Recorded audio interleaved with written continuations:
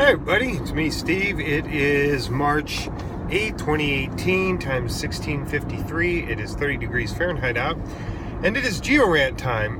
Sorry, it's still a little congested. We are going this weekend. We are going up north to the cabin to open it up for the year, and there's still a lot of snow, and it's still pretty cold up there. But anyway, somebody actually asked me to explain this, so I'm going to. What is the difference between a rock unit and a rock? Alright, well, I explained what a rock is in a previous video, which is linked below. But I'm going to talk about a rock unit and what it means in geology. This is the definition. I'm going to read it. I apologize that I generally don't like to do that. Basically, a rock unit and a stratigraphic unit are kind of the same thing, except for the very last part of this definition. But basically, a rock unit is a volume of earth material, notice I didn't say rock, that is defined by distinctive and dominant characteristics such as lithologic, petrographic, and biologic properties that can be easily mapped. That last part has to do with the mapping part of stratigraphic units, but it doesn't need to be included with the rock unit. And as I've explained before, induration, or how hard a earth material is, does not have to do anything with whether or not we call it a rock unit. And there are reasons for this.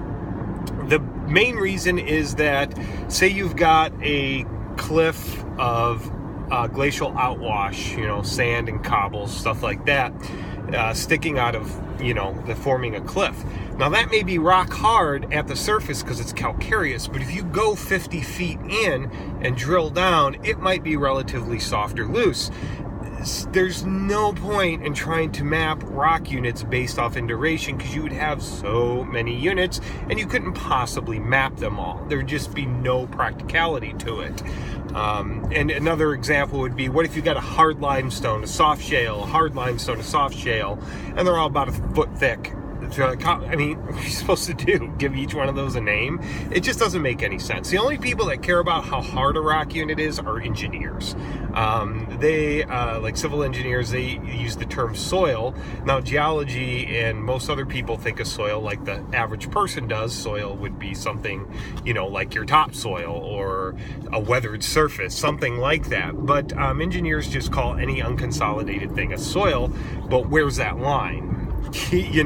That's another thing too. There's like the Cincinnatian group, Upper Division, which has equivalents in Illinois and Indiana and Iowa as the Makokata. That part's considered by geologists to be a shale, but there's parts in Ohio where if it's wet, you can dig it out with your hands, but if it's dry, you would need a core barrel to go down through it to get a sample. See, this is why we don't care about how hard a rock or how hard an earth material is. All right, an earth material also, as I've said before, doesn't have to be natural. It can be a man-made fill deposit as well. Let's see, what else about rock units? I think that's it. This is a relatively short one. I think I got everything out.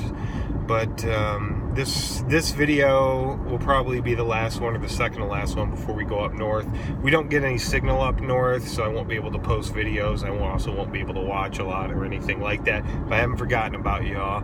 So if you want, please, if you have any questions, leave them below. Any comments, leave them below. Please like and subscribe, and have a good day.